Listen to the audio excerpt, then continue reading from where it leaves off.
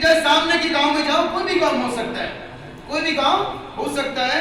वहां पहुंचते ही एक गदही बंधी हुई और उसके साथ एक बच्चा तुम्हें मिलेगा, उन्हें खोलकर मेरे पास ले आओ। यदि तुम में से तुमसे कोई कुछ कहे तो कहना कि प्रभु का इसका प्रयोजन है। तब वह तुरंत उन्हें भेज दिया। यह इसलिए हुआ कि जो वचन भविष्यद्वक्ताओं के द्वारा कहा गया था वह पूरा हो। सिय्योन की बेटी से कहो, देख तेरा राजा तेरे पास आता है, वह नम्र है और गदही पर बैठा है, वह लादू की बच्ची पर है। चेलों ने जाकर जैसे यीशु ने उनसे कहा था वही किया, और गदही और उसके बच्चे को लाकर उस पर अपने कपड़े डाले और वह उन पर बैठकर, तब वह उनसे लोगों ने अपने कपड़े मार्ग में बिछाए और अन्य लोगों ने पेड़ों की डालियां काटकर मार्ग में बिछाए। जो भीड़ आगे आगे जाती पीछे पीछे चलती थी, वो पुकार कर कहती थी, दाऊद की संतान को होशाना, धन्य है वो जो प्रभु के नाम से आता है, आकाश में होशाना। जब यीशु यरूशलेम में प्रवेश किया तो सारे नगर में हलचल मच गई। हालेलुया, हलचल मच गई मेरे प्यारे भाई बहनों। ये बहुत छोटी सी बात नहीं है। इस गदही का बच्चा भी साथ मिलेगा और उससे कहना है, प्रभु को कोई तुमसे कहे क्या कर रहे हो, क्यों खोल रहे हो, तो तुम उससे कहना इसे प्रभु का आयोजन है। और चेले जब वहां गए तो उन्होंने जब गदही के बच्चे को खोला और गदही को खोला, उसके मालिक ने कहा, भैया क्या कर रहे हो, ओ भैया क्या कर रहे हो। तो उन्होंने कहा, प्रभु ने कहा इसका मैं प्रयोजन है, इसके लोग उपयोग में लेना। तो उसने कहा ठीक है ले जाओ।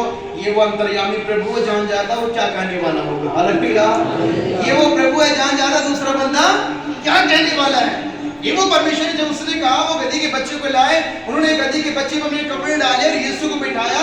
यीशु मसीह यरूशलेम में पहुंचे, मंदिर के पास पहुंचे, जो यीशु के आगे भीड़ थी वो भी होशाना बोल रहे थे, पीछे वाले भी होशाना बोल रहे थे और कह रहे थे, धन्य है जो प्रभु के नाम से आता है, धन्य है प्रभु के नाम से आता है। और जैसे यीशु मसीह ने यरूशलेम में प्रवेश किया तो कहते हलचल मच गई मेरे प्यारे भाई।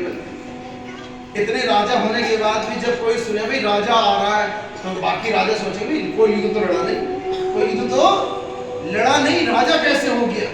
किसी राजा को बर्दाश्त नहीं होगा कि दूसरा कोई राजा बन जाए।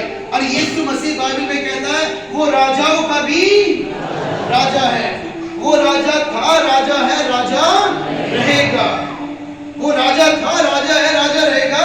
वो तभी तो कहते बाइबल में प्रभु का वचन में, वो राजाओं का राजा है, वो प्रभु का प्रभु है, वो सामर्थ वाला परमेश्वर है। और आज के दिन से मैंने आपको शुरू में बताया कि आज के दिन से पवित्र सप्ताह शुरू हो जाता है।